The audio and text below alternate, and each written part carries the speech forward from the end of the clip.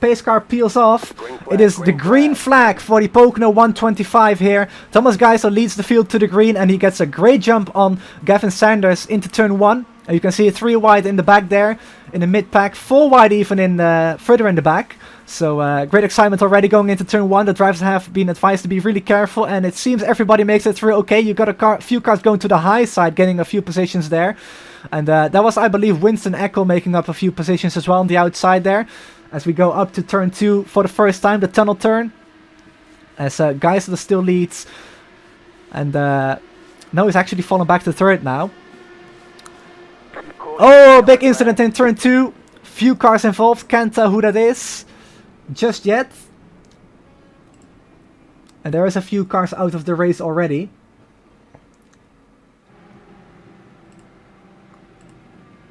And we have the first yellow flag of the night here at Legacy Pocono Raceway for the Pocono 125 presented by Crypto Rover. We're going back to green flag racing then with a double foul restart for a change at Pocono Raceway. Thomas Geisler picks up the pace, and we are going back to green flag racing here on lap 5, starting lap 5 of this race. There you go, Thomas already trying to break the toe into turn 1. You can already see drivers spreading out to 4 wide there on the front stretch. Going into turn 1 again for the first time. Tires have been cooling down a little bit under that last yellow. So, oh yeah, car on the wall. That was one of the Aero McLaren SP liveried cars. Was that Hugo? It could have well been Hugo. As there's 2x2 action here further back for P2. As one car gets a little bit of netcode contact, and again the yellow flag is out. Oh! And that is the one car of Nick van Lieshout, and he has completely totaled his Dallara iRacing IndyCar. As Geisler sets the fastest lap of the race now when the yellow flag was out. Yeah, that's Hugo in the back there, and somebody gets rear-ended there. As Thomas Geisler once again leads the field to the green. Green flag is out, and we are racing once again here at Pocono. Gavin looking for the draft right away, and also trying to defend from the 19 behind. And he successfully defends that position, so now he can try to focus back on Thomas, trying to overtake him here for the race lead.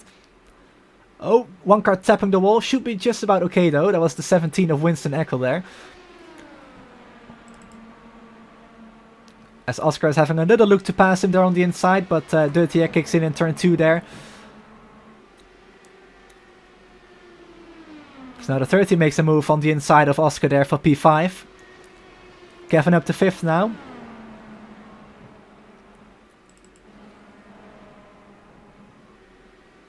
And we have one car pulling off into the pits, and there's a car around. It was the 5 of Fabian Masset that just spun out of turn 3.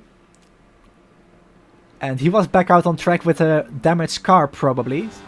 Back racing then, Thomas Geisler leads the field back to the green. Still ahead of Gavin Sanders and Bruno Miranda in P3. Winston Eccles P4, Kevin Poe in P5, Oscar Fredrickson P6.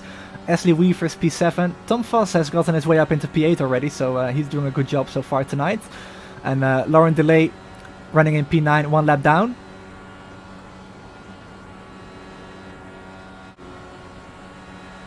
Technical difficulties are always great. As the 19 of Bruno makes a move on Gavin for P2.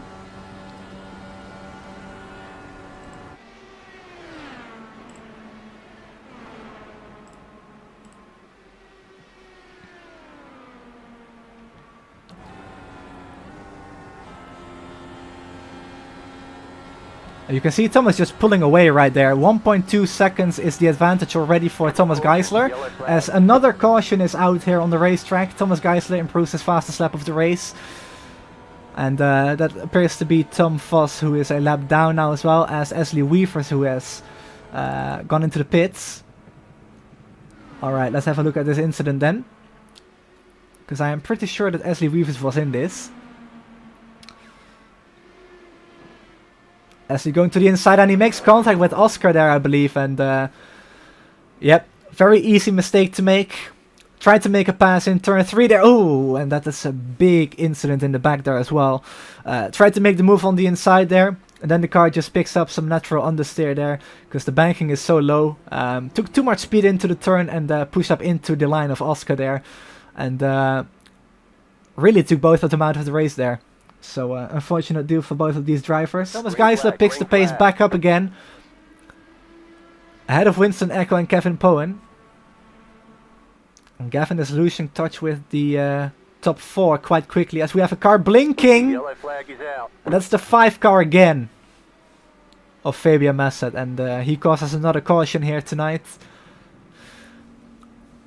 As there was almost a little incident on pit road there. That was a pretty close call. And did he pass the pace car before the pit cones? That's the question to be answered here.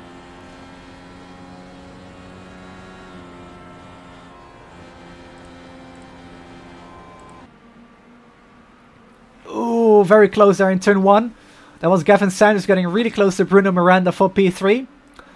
And there you can see the snaking is already happening here. 5 minutes left of racing with, I believe, 6 laps is what that is on the green at least. And you can see Winston already snaking across the track. This is allowed as long as it isn't in reaction to the car behind, because that is considered blocking.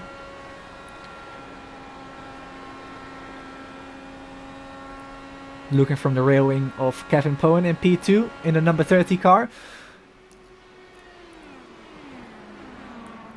Racing in, I believe, one of Marco Andretti's liveries. And again, Winston going all the way to the inside of the track to break the draft there. Trying to hold on to that race lead. As Gavin is closing up on P2 as well. Not quite able to make a move yet though. As oh, Gavin gets loose and he spins this car and he doesn't hit the wall. Be careful here, Gavin. There you go. Gets this car going back into the right direction. Safe to say this is one of the most chaotic races I've broadcasted. Although it hasn't been many races that I've broadcasted. Most of them have been relatively clean and I have to say quite boring as well, in a way. This race has been very exciting in a number of ways. Green flag, green flag. And the green flag is back out. Winston Echo leads the field to the green. There you go, I called the race leader right this time. But field going back into turn 1 then. And it's going to be interesting to see what the time limit is going to be, because I'm for sure very confused right now.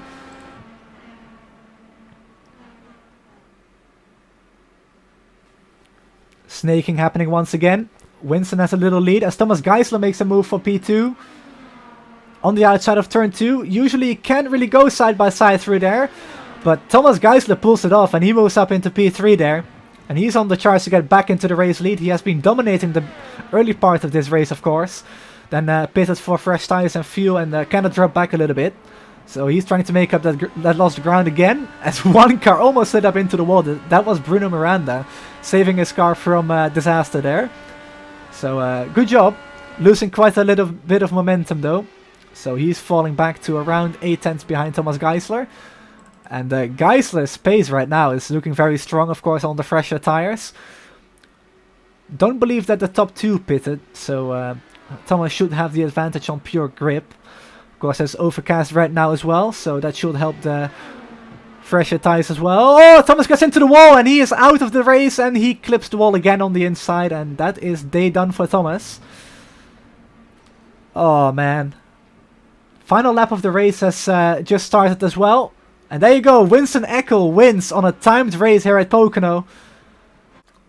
Your race results here tonight. Winston Echo wins for Team PRT. The PRT team, of course. The team of the league, you could call it. Kevin Poen takes P2. Bruno Miranda takes P3. Great job from the podium drivers, congratulations. Gavin Sanders takes P4.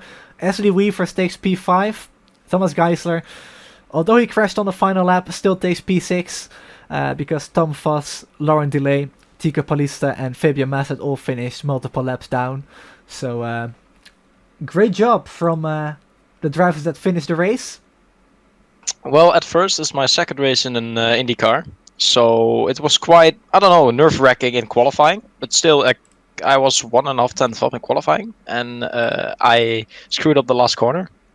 Well, yeah, there are 3 corners, but still the last corner.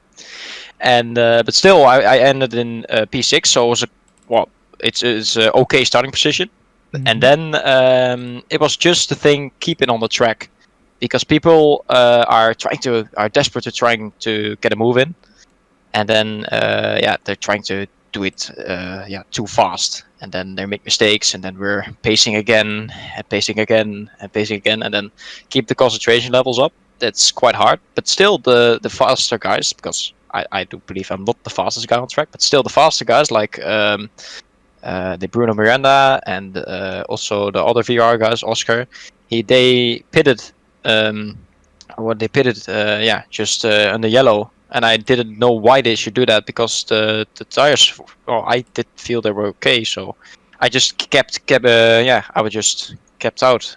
And same as for the Kevin Poon behind me, so he also did the same strategy, and it worked out. So yeah, then it was all from P1 to P1 at the end.